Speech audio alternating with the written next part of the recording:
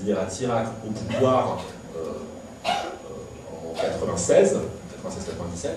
Il était parti entre-temps du pouvoir, et d'ailleurs il était ici en France pendant cet intermède, non pas en exil, mais pour reprendre des forces.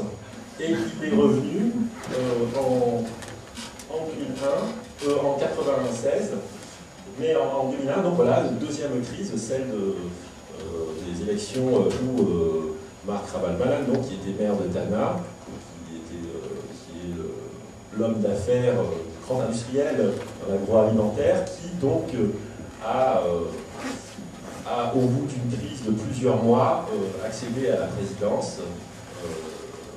Et la crise s'est focalisée notamment sur est-ce qu'il fallait faire un second tour de l'élection présidentielle ou pas, même disant qu'il allait gagner du premier coup. Et donc, autre crise et alternance aussi dans la douleur, c'est 2008-2009, même si peut-être tout n'est pas encore joué, mais en tout cas, il y a eu voilà, une reproduction de cette crise. Et alors, bien souvent, dans chacune de ces crises, il y a eu une dualité de pouvoir, donc un pouvoir qui conteste et qui s'organise dans la rue en général, et qui, et on voit comme ça une scission des autorités. Et c'est un phénomène qui s'est répété aussi bien en 2001 qu'en 2009. Donc il y a clairement un problème d'alternance démocratique à Madagascar et de démocratie culturelle. Donc ça c'est plus positif. En fait, on va savoir quels étaient les projets en fait, de développement de Madagascar. Et déjà un peu définir le terme de développement, parce qu'il peut y avoir un développement économique, développement aussi du bien-être de la population. Jean-Claude, est-ce que vous, par exemple, pouvez nous donner quelle est la vision du développement pour Madagascar? C'est vraiment d'hommes politiques en plus, les visions du développement. Je parlerai plutôt de ce que. Je pourrais peut-être parler un peu de ce qui pourrait être, ce que serait le développement. Le développement, ça serait juste le bien-être des gens. Je pense que c'est ça. Et une administration qui ne les ennuie pas dans leur vie, qui n'est pas loin d'eux. D'ailleurs, justement, pour reprendre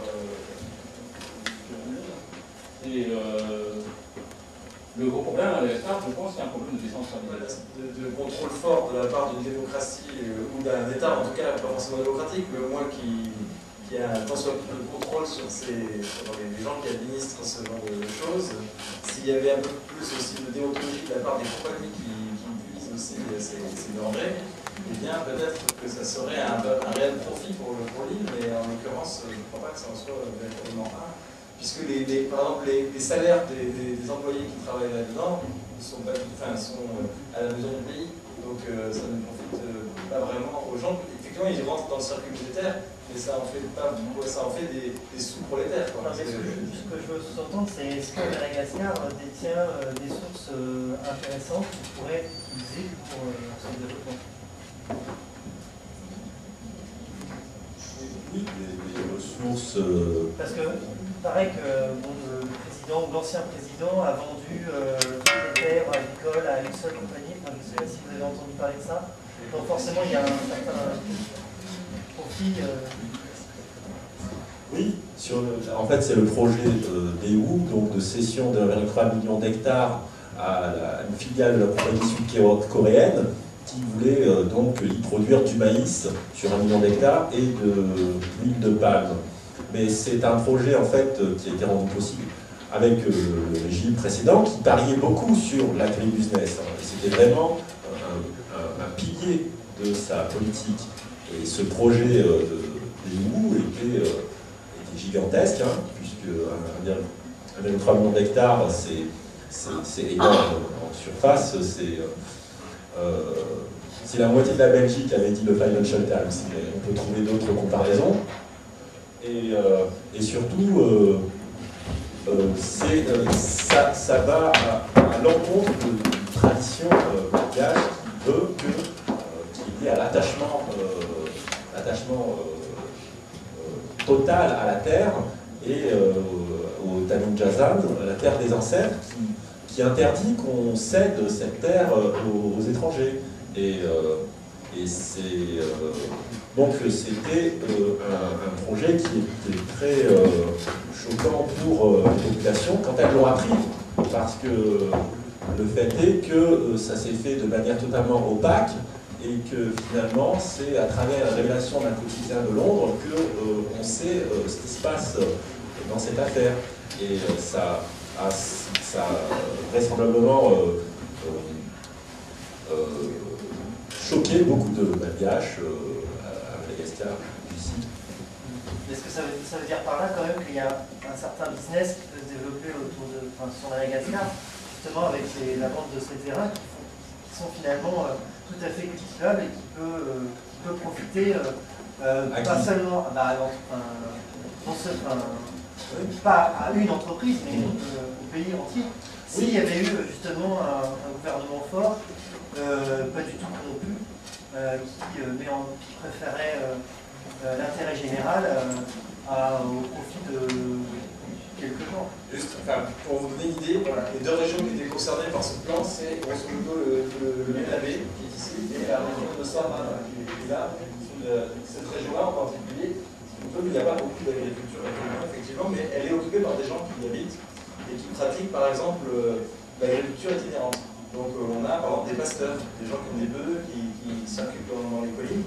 Et donc le but était d'exproprier réellement de toutes ces millions d'hectares, 1 300 000 hectares, je crois. Et disons, le but, ces gens-là vivent dans un cycle qui n'est pas qui est un peu monétarisé, mais ils vivent aussi de manière presque linéaire. Donc, ça veut dire qu'ils sont en rupture complètement de l'économie de marché, puisqu'ils achètent des choses à des commerçants, etc. Mais ce qui se passe, c'est que ces gens-là se seraient retrouvés finalement obligés de travailler dans ces plantations. Et bon, on l'a déjà fait par le passé. Enfin, ça a été fait, par exemple, à la fin du 19e siècle, au début du 20e siècle. Ça s'appelle les concessions coloniales, par exemple. Où on fait un périmètre réparti, on ne demande pas la vie des gens qui habitent là, et finalement, leur seul moyen de subsistance, c'est de travailler dans la plantation. Au prix déterminé, non pas par la concurrence sur un marché de l'emploi ouvert, mais un monopole d'une compagnie unique. Voilà le problème. Alors après, c'est vrai que d'un point de vue général, sans doute, cette compagnie aurait fait des routes, aurait fait peut-être des hôpitaux, des dispensaires, dont on a besoin, ça.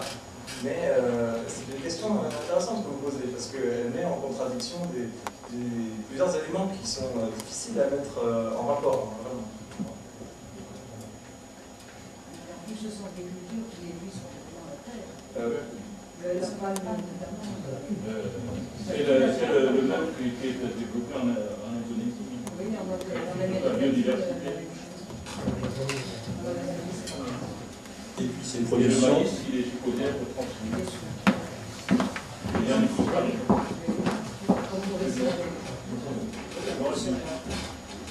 Cette production a été totalement dédiée à la Corée du Sud, donc ça devait être exporté de brut en Corée du Sud. Donc voilà, le bénéfice pour les Malgaches, on cherche encore. Si il y avait des salaires intéressants proposés aux agriculteurs de la région, ça aurait peut-être été intéressant, mais en l'occurrence, on ne voit pas pourquoi.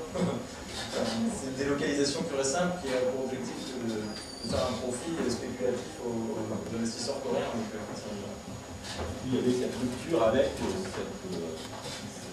la tradition et cet attachement avec la terre qui a sans doute été